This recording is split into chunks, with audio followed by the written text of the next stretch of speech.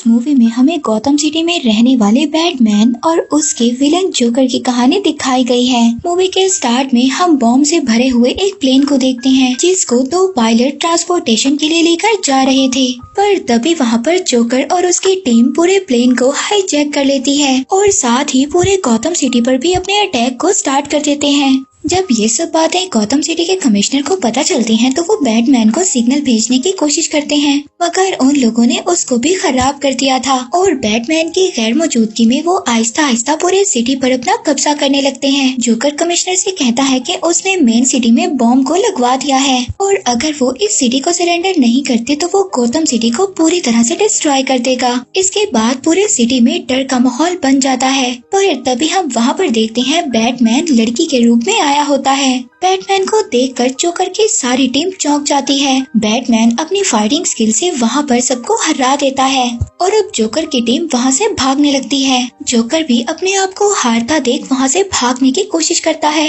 मगर बैटमैन अपनी bat drop से उसको पकड़ लेता है। पर तभी जोकर बैटमैन से कहता है कि तुम्हारे पास सिर्फ दो रास्ते हैं, या तो तुम बॉम्ब को डिफ्यूज करो या फिर मुझे पकड़ लो। यहाँ पर जोकर बैटमैन की एक बात से काफी ज्यादा दुखी हो जाता है, क्योंकि जोकर का ये मानना था कि जोकर और बैटमैन का रिलेशन काफी यूनिक है और वो बैटमैन की लाइफ में काफी ज्यादा अहमियत रखता है, क्योंकि उसी के डर की वजह से लोग बैटमैन को पसंद करते हैं और अगर जोकर लोगों को तंग ना करे तो वो बैटमैन को भी भूल जाएंगे।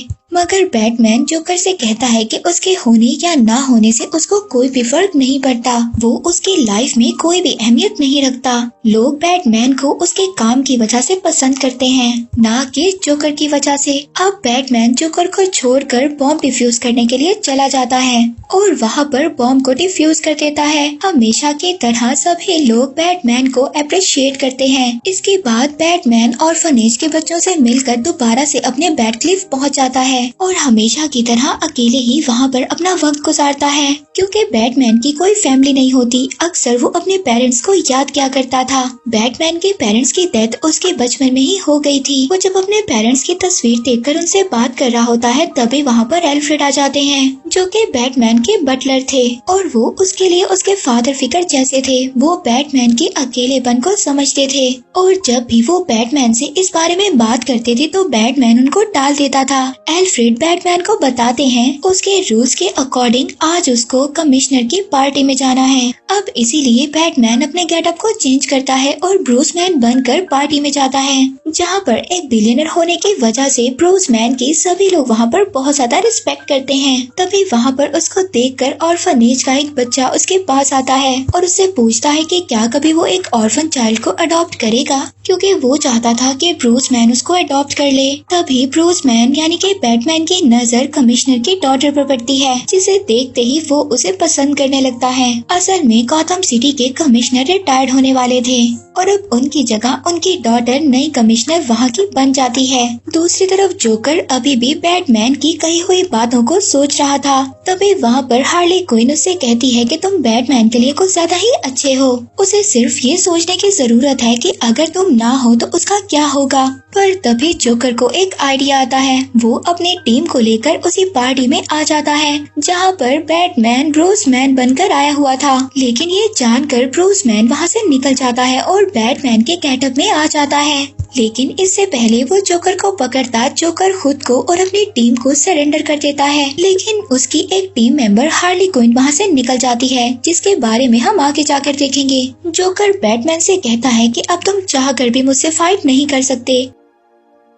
ये सब बातें देखकर बैटमैन को कुछ भी समझ नहीं आता। तभी वहाँ पर गौतम सिटी की एक रिपोर्टर बैटमैन से कहती है कि अब जैसे कि क्राइम खत्म हो गया है तो वो अपना ज्यादा से ज्यादा टाइम अपनी फैमिली के साथ गुजार सकता है। और अब बैटमैन वहाँ से दुखी होकर चला जाता है, लेकिन उसने जोकर पर अभी भी नजर रखी हुई थी, क्योंकि उसको जोकर की बातों पर बिल्कुल भी यकीन नहीं था और उसको ऐसा लगता था कि ये जोकर की कोई चाल है। और अब वो जोकर को फैंटम जोन भेजने का प्लान बनाता है। वो एक ऐसा जोन था जहाँ पर खूनखार विलन्स को रखा जाता था, लेकिन वहाँ पर नॉर्मल क्रिमिनल्स को डालना इलीगल था। था और इसीलिए बैटमैन जोकर को फैंटम जोन में भेजने के लिए रिसर्च कर रहा होता है। तभी एल्फ्रेड वहाँ पर आ जाते हैं और उससे रिचर्ड क्रेन के बारे में बात करते हैं। ये उसी बच्चे की बात कर रहे थे जिसको बैटमैन ने अडॉप्ट कर लिया था। वो उसको समझाते हैं कि तुम्हें अब उस बच्चे की रिस्पॉन्सिबिलिटी लेनी होगी। उसमें और बैटमैन में काफी ज्यादा चीजें यूनिक होती हैं क्योंकि उसने भी यंग एज में अपने पेरेंट्स को खो दिया था। इतने में वही बच्चा वहाँ पर आ जाता है और वो वहाँ पर बड़ी चीजों को देखकर काफी ज्यादा एक्साइटेड होता है, लेकिन बैटमैन उसको वहाँ से जाने का बोलता है और फैंटम जोन पर रिसर्च जारी रखता है, जिसमें वहाँ पर उसको ये बात पता चलती है कि फैंटम जोन प्रोजेक्टर से जोकर को वहाँ पर डायरेक्ट भेजा जा सकता है, मगर उस डिवाइस को सुपरमैन की एटॉमिक में सेफ रखा होता है और उसको निकालने के लिए एक पर्सन को स्मॉल एक्टिव होना होगा। इसीलिए अब वो रिचर्ड ग्रेसन को अपने साथ ले जाने का डिसाइड करता है, मगर इससे पहले वो उसको अपने जैसा एक कॉस्ट्यूम देता है और उसको रॉबिन बना देता है। अब वो अपनी बैट कार में बैठकर सुपरमैन के फोर्ट में पहुंच जाते हैं। वो रॉबिन को वहाँ पर ये इंस्ट्रक्शन देता है कि जब तक मैं सुपरमैन को बिजी रखूंगा तुमने वो फोल्डर डिवाइस वहाँ से निकाल लेनी है।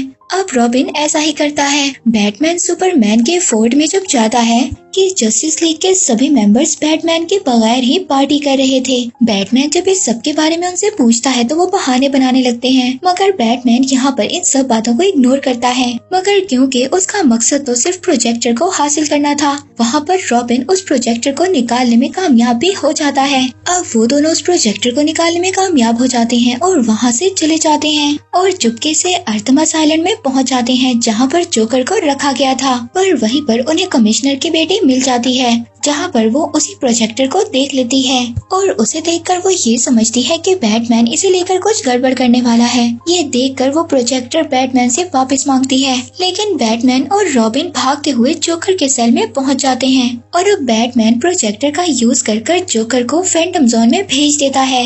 इसके बाद कमिश्नर की बेटी बारबरा वहाँ पर आ जाती है और वो प्रोजेक्टर लेकर बैटमैन और रॉबिन को सेल में बंद कर देती है। दूसरी तरफ जोकर जब फैंटम जोन में टेलीपोर्ट होता है वहाँ पर सभी बैड विलन्स आ जाते हैं जो जोकर को देखकर उसको खाने लगते हैं, मगर तभी जोकर कहता है कि मैं तुम सब लोगों को यहाँ से आजाद करवा सकता हूँ और ये बात सुनकर वो सब लोग रुक जाते हैं। यहाँ पर हमें ये बात पता चलती है कि फैंटम जोन में आना जोकर के प्लान का ही हिस्सा होता है ताकि वो वहाँ पर जाकर एक बहुत बड़े बैड विलन को अपनी टीम में इस्तेमाल कर सके। अब जब कुछ लोग उस फैंटम जोन प्रोजेक्टर को रिसर्च के लिए लेकर जा रहे होते हैं तभी वहाँ पर हार्ले क्विन आ जाती है जो उस दिन सरेंडर वाली नाइट अचानक गायब हो गई थी और अब जोकर के प्लान के मुताबिक वो प्रोजेक्टर को उनसे चुरा लेती है और आसमान की तरफ प्रोजेक्ट करती है जिससे एक पोर्टल ओपन हो जाता है और अब जोकर अपनी पूरी इवल टीम के साथ सिटी में आ जाता है और वो अब आते ही पूरे गौतम सिटी में अपना डर फैलाने लगते हैं और सिटी को तहस नहस करने लगते हैं। लोग अपनी जान बचाकर इधर उधर भागने लगते हैं।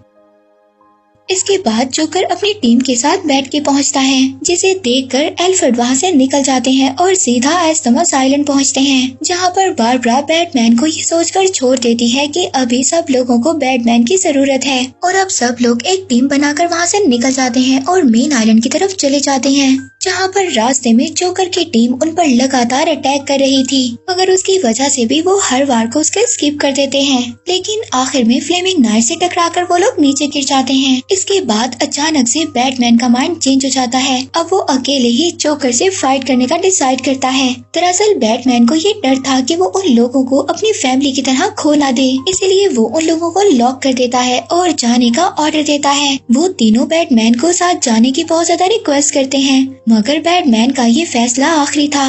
अब बैटमैन मेन आइलैंड पर पहुंच जाता है, जहां पर उसको जोकर मिलता है। जब जोकर को ये बात पता चलती है कि बैटमैन का बिहेवियर अभी भी सेम है, तो वो उससे वहां पर गुस्सा हो जाता है और बैटमैन को फैंटम जोन भेज देता है और आइलैंड से एक्सप्लोसिव ले लेता है ताकि वो मेन सिटी को उड़ा सके। वहीं पर बैटमैन जब फैंटम जोन में पहुंचता है तो वहां पर वो स्क्रीन पर देखता है कि बारबरा, रॉबिन और बाकी लोग जोकर से फाइट करने के लिए उसके पास आ गए हैं। पर जब वो अपने लोगों को खतरे में देखता है तो वहाँ के गेट कीपर से जाने की रिक्वेस्ट करता है और उससे वादा करता है कि अगले 24 घंटों में वो सभी सुपर विलन्स को दोबारा से फैंटम जोन में ले आएगा।